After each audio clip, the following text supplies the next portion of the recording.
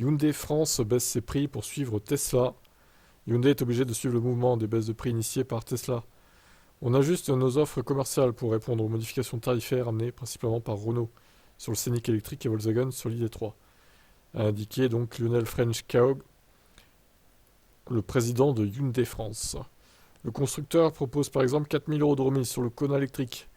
Bah c'est pas mal hein, parce qu'au final il était juste hors de prix ce véhicule.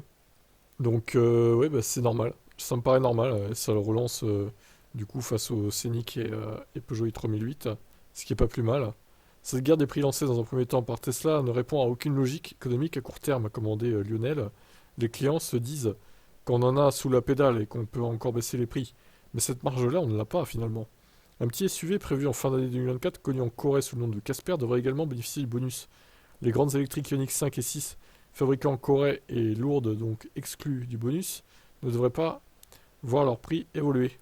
On va voir comment on peut modifier la construction de notre gamme avec notre maison mère pour trouver un équilibre économique, a-t-il souligné. Après des années de forte croissance, la part du constructeur sur le marché des voitures neuves a légèrement reculé en France en 2023, 2,7%, avec 49 400 unités vendues derrière Ford, mais devant Opel ou Skoda par exemple, en cause d'un trou d'air entre la fin de certains modèles et leur renouvellement en fin d'année 2023.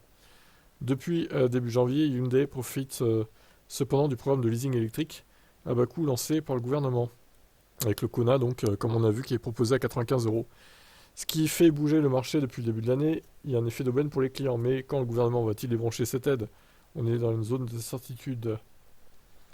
Pour atteindre un objectif de 5% de croissance des ventes en 2024, le constructeur compte sur le rafraîchissement de plusieurs de ses SUV, le Tucson ou le Santa Fe. Hyundai prévoit, ça c'est du thermique ça. Hyundai prévoit cependant que le marché automobile reste durablement à un niveau plus faible qu'avant le Covid. Le sujet pour nous comme pour nos concessionnaires, c'est de se dire comment on fait pour vivre avec un marché inférieur à 15%.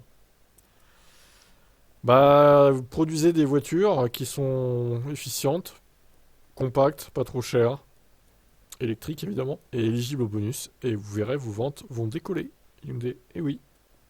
Hâte de voir leur SUV, leur petit SUV compact là, qui sera peut-être de nouveau de la taille à laquelle était le Kona à l'époque, c'est-à-dire 4m16, 4m18. Maintenant, on rappelle qu'il fait 4m35 je crois.